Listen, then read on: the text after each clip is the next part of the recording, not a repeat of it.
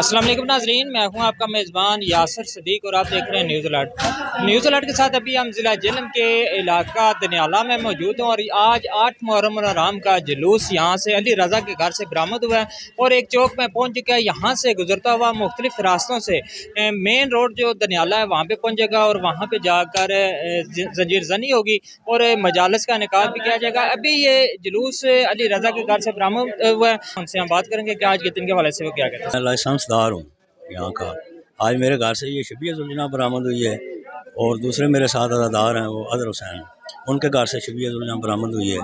अब जुलूस जो है ये अपने मुकर्रर रास्तों से होता हुआ इमाम बारगाह पहुँचेगा और इख्तिताम पजीर हो जाएगा।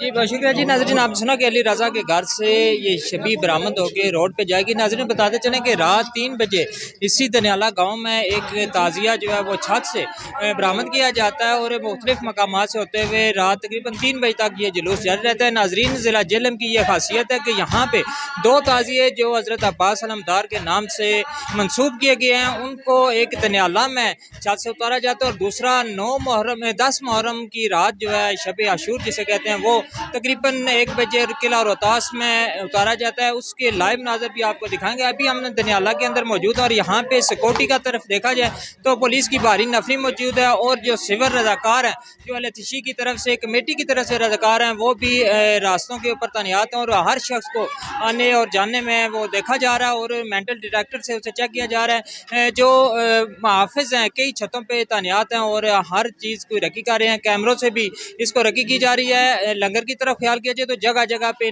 लंगर है और रास्तों में सबीलें लगाई हुई हैं जो कि अज़ादारों को दे रहे हैं। नवाहानी कर रहे हैं और अज़ादार अपनी सीना कॉपी कर रहे हैं और ये जुलूस यहाँ से स्टार्ट होकर अभी रोड की तरफ जाएगा और वहाँ के मनाज़र भी देखते रहिए। इसी के साथ इजाज़त दीजिए अपने मेज़बान यासर सदीक को। मज़ीद अपडेट के लिए देखते रहिए न्यूज़ अलर्ट।